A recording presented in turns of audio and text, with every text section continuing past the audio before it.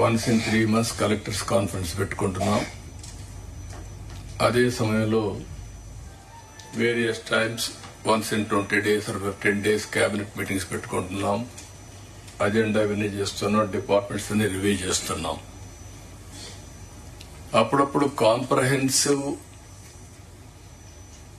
సమీక్షలు కూడా చేసుకుంటూ అందరం కూడా ఎఫెక్టివ్ గా ఒక కోహెసివ్ గా ముందుకు పోవడానికి ఇలాంటి కార్యక్రమాలు మనకు వస్తాయి.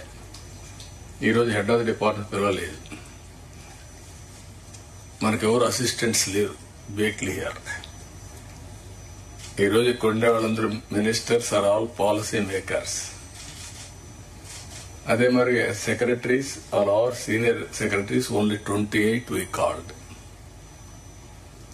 Head of the departments వస్తే all secretaries are depending on head of the departments. You are not applying your minds, we are borrowing other minds. So I wanted to avoid that. అందుకే అందరూ కూడా ఆలోచిస్తే అక్కడి నుంచి లీడర్షిప్ ప్రొవైడ్ చేయడంలో మెరుగైన leadership ఇవ్వగలుగుతాం. ఎప్పుడైనా సరే మనం వేరే వాళ్ళపైన ఆధారపడినప్పుడు మన ఆలోచనలు తగ్గుతాయి. వీరందరూ రొటీన్ అడ్మినిస్ట్రేషన్ లో పడే పరిస్థితి వస్తుంది. అందుకే ఈ brain storming session, I can say it is a brain storming session and reorienting hour cells. ఏం చేయబోతాం క్లారిటీ రావడానికి సమావేశం పెట్టుకున్నాం. 8 నెలలుగా ఎగ్జాక్ట్ గా నేను ఎవ్రీ అవర్ క్యాలిక్యులేట్ చేసుకుంటున్నాను. బై టుమారో 12వ తారీఖు నేను ప్రమాణ స్వీకారం చేసి 8 months అవుతుంది. కొత్త గవర్నమెంట్ వచ్చి 8 months అవుతుంది. ఇచ్చిన తీర్పు కూడా మీరు చూస్తే ఒక హిస్టారికల్ మ్యాండేట్ ఇచ్చారు. ఇటీవల కాలంలో ఎప్పుడు కూడా ఇలాంటి మ్యాండేట్ రాలేదు. 93% స్ట్రైక్ రేట్. 93% స్ట్రైక్ రేట్ వచ్చిందంటే ఇక్కడుండే all of us including secretaries గడిచిన 5 సంవత్సరాల పరిపాలన ప్రజలు యాక్సెప్ట్ చేయలేదు. అందుకనే టోటల్ గా రిజెక్ట్ చేసి మళ్లీ ఒక న్యూ హోప్స్ పెట్టుకొని ముందుకు వచ్చే పరిస్థితికి వచ్చారు. మేము కూడా మీరు చూస్తే వచ్చిన తర్వాత ఇది ఫస్ట్ టైం కాదు. నేను 95లో ఫస్ట్ టైం సీఎం అయ్యాను, 99లో అయ్యాను, 2014లో అయ్యాను, 2019లో అయ్యాను. అయితే డిఫరెంట్ టైమ్స్ డిఫరెంట్ ఛాలెంజెస్ ఉన్నాయి, కానీ ఇన్ని ఛాలెంజెస్ ఎప్పుడూ రాలేదు. ఒక పక్కన మొరేల్ ఆఫ్ ది ఆఫీసర్స్, ఇంకో పక్క సమాజ్ డిపార్ట్మెంట్స్ ఆర్ డీఫంక్ట్, సమాజ్ programmes are derailed. Government of India నుంచి మనం గుర్తుపెట్టుకోవాల్సింది ఎప్పుడు కూడా సెంటర్ స్టేట్ రెండు కూడా 3 గవర్నమెంట్లు ఉంటాయి. Local self government, state government, central government.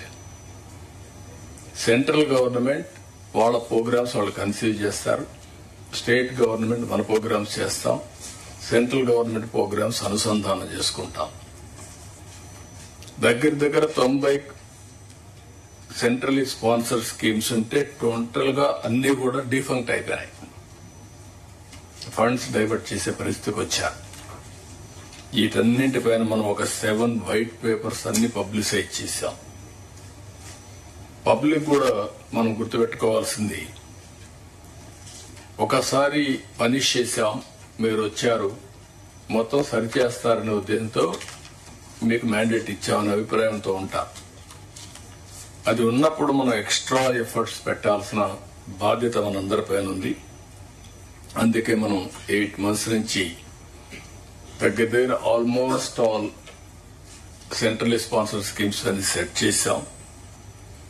ఇంకొక పక్కన అడ్మినిస్ట్రేషన్ కూడా ట్రాక్ లో పెట్టడానికి ప్రయత్నం చేశాం. రైట్ మ్యాన్ ని రైట్ పొజిషన్ లో పెట్టే ప్రయత్నం కూడా చేస్తున్నాం. కలెక్టర్స్ కాన్ఫరెన్స్ పెట్టుకొని చాలా క్లారిటీ ఇచ్చాం. ఈ రోజు మనం ఇవి చేస్తూనే షార్ట్ టర్మ్ లో ఏం చేయాలని అవన్నీ కూడా సెట్ చేసి లాంగ్ టర్మ్ 2047 స్వర్ణ ఆంధ్రప్రదేశ్ కూడా డాక్యుమెంట్ తయారు చేశాం మీ అందరి భాగస్వామ్యంతో. Viksit Bharat government of India తయారు చేశారు. మనం స్వర్ణాంధ్రప్రదేశ్ తయారు చేశాం. వికసిత్ భారత్ లో చాలా స్పష్టంగా ఏమేం చేయబోతాం వాళ్ళు చెప్పారు. మనం స్వర్ణాంధ్రప్రదేశ్ లో మనం క్లారిటీ ఇచ్చాం. అయితే ఇక్కడ మనందరం గుర్తుపెట్టుకోవాల్సింది, ఈ రిసోర్స్ అని మొబిలైజ్ చేసి 15% మన ఎకానమీ సస్టైన్ కావాలి అంటే, తిరిగి చేసిన డెట్ రీపే చేసి మళ్లీ మనం ముందుకు పోవాలంటే 15% గ్రోత్ రేట్ ఉండాల్సిన అవసరం ఉంది. సిఏజిఆర్ 15% గ్రోత్ ఉంటే ఎంత డిఫరెన్స్ ఉందో ఫైనాన్స్ డిపార్ట్మెంట్, ప్లానింగ్ డిపార్ట్మెంట్ ఒకసారి ఎక్స్ప్లెయిన్ చేస్తారు. ఫర్ ది లాస్ట్ 30 years సమర్థవంతమైన నాయకత్వం ఉండి కంటిన్యూగా గవర్నమెంట్ కంటిన్యూ అయితే సిఏజిఆర్ ఎంత డిఫరెన్స్ వస్తుందో ఒకసారి మీరు చూస్తే, same policies for the country, same bureaucracy, same resources, but difference is 4 times, 5 times. అంటే సిఏజిఆర్ లో ఎంత డ్రాస్టిక్ చేంజ్ వస్తుందో ఒక స్లైడ్ మీరు చూస్తే మొన్న నేను చూపించాను. ఢిల్లీ ఎలక్షన్స్ వచ్చిన తర్వాత, ఆ రిజల్ట్స్ వచ్చిన తర్వాత చూపిస్తే గుజరాత్ హ్యాస్ గ్రోన్ 15 times. అదే west Bengal has grown 4 times. 95, 2024. అంటే గుజరాత్ కంటే వెస్ట్ బెంగాల్లో మెరుగైన రిసోర్సెస్ ఉన్నాయి. 95 కాదు, 97% ఫ్లడ్ వాటర్, గంగానది నీళ్లు. గుజరాత్ లో నీళ్లు లేవు, మైక్రో ఇరిగేషన్ పోయే పరిస్థితికి వచ్చా. అలాంటివన్నీ ఎగ్జాంపుల్స్ ఉన్నాయి.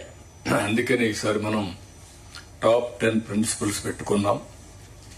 అవి కూడా ఇప్పుడే సిఎస్ గారు చెప్పారు, నేను చెప్పడం లేదు. దీంట్లో కూడా 5 years ఒక angle, 1 year backward integration, clear cut targets.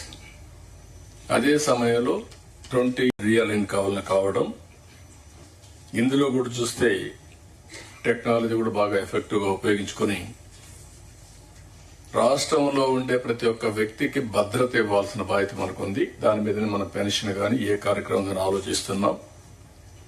Family as a unit, minimum అవసరమైన house site, house, sustainable water, tap, gas, toilet, అదే మరి వీలైతే ఇంటి పైన సూర్యకర పైన కరెంట్ తయారు చేసుకోవడానికి సోలార్ ప్యానెల్స్, ఇవన్నీ కూడా ఇండివిజువల్ గా ఇవ్వడం. గ్రామంలో కూడా మనందరం కూడా ఆలోచించుకొని స్ట్రీట్ లైట్, రోడ్, డ్రైనేజ్, అదే మాదిరిగా ఏదైతే garbage collection, circular economy integrate చేయడం, అల్టిమేట్ గా wealthy, happy and healthy society create చేయడం మన ఆబ్జెక్టివ్ గా మనం ముందుకు పోతున్నాం. ఒక పక్కన సాటిస్ఫాక్షన్, ఒక పక్కన ఇంకా యాంగ్జైటీ. ఈ 6 నెలల్లో మనం చేసిన పనుల వల్ల మీరు చూస్తే 8 నెలల్లో 12.94% గ్రోత్ రేట్ వచ్చింది. అంటే ఇది అడ్వాన్స్ ఎస్టిమేట్స్. అదే సమయంలో జరిగిన డిస్ట్రక్షన్ వల్ల ఇంకా రెవెన్యూస్ పెరగడం లేదు.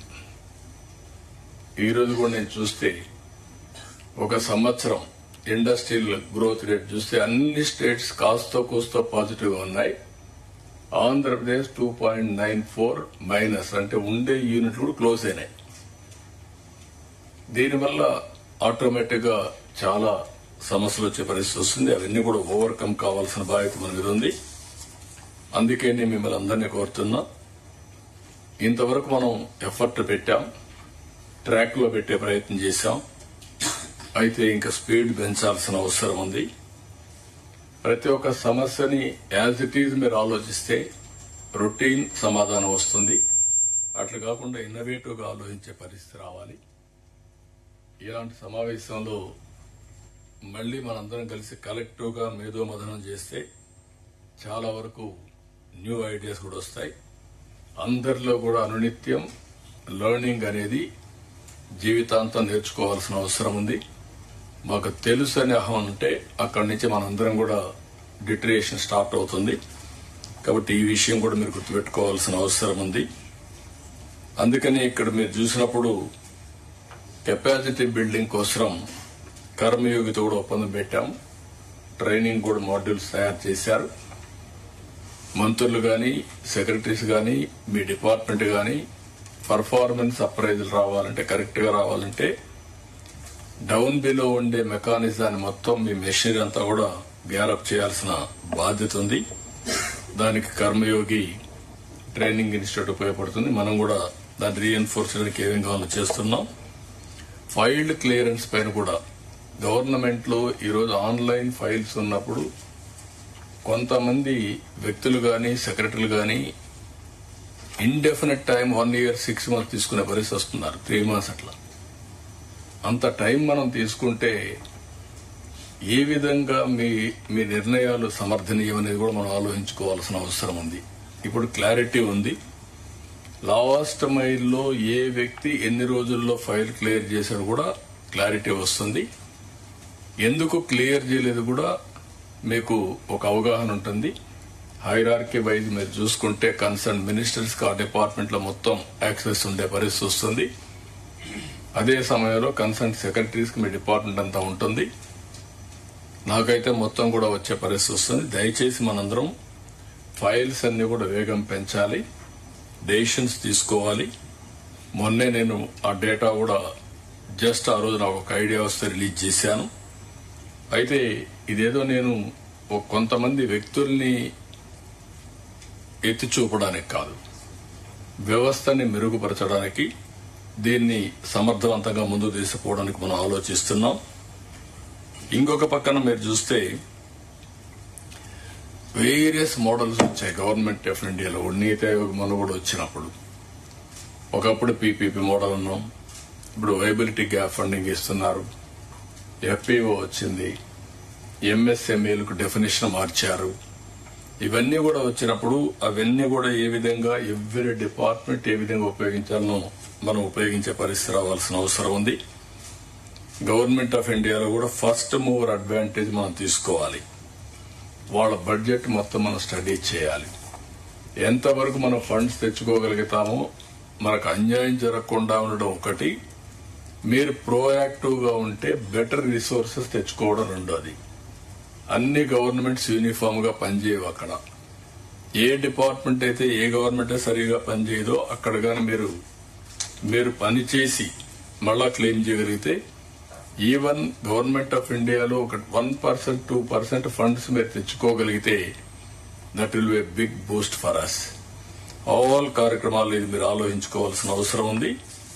అందుకని ఈ నెలలో కూడా నెక్స్ట్ మంత్ మార్చి లోపల ఆల్ డిపార్ట్మెంట్స్ మీరు ఖర్చు పెట్టవలసిందే ఖర్చు పెట్టి యూసీలు ఇవ్వాల్సింది యూసీలు ఇచ్చి అదనంగా ఫండ్స్ రాబట్టే కార్యక్రమానికి కూడా శ్రీకారం చుట్టాలి. అన్స్పెంట్ బ్యాలెన్సెస్ గవర్నమెంట్ ఆఫ్ ఇండియాలో ఉంటే అవన్నీ కూడా మనం వర్కౌట్ చేసుకునే పరిస్థితి రావాలి.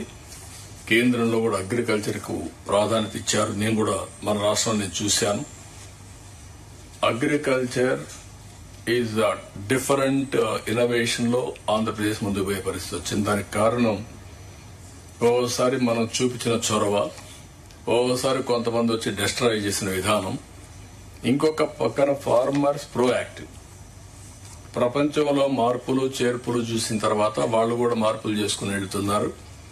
అందుకే ఈరోజు ఆంధ్రప్రదేశ్ లో మీరు చూస్తే ఒక పక్క అక్వా కల్చర్, ఒక పక్క హార్టికల్చర్, ఒక పక్క పామ్ ఆయిల్, ఒక పక్క coffee, all commercial crops we are moving forward.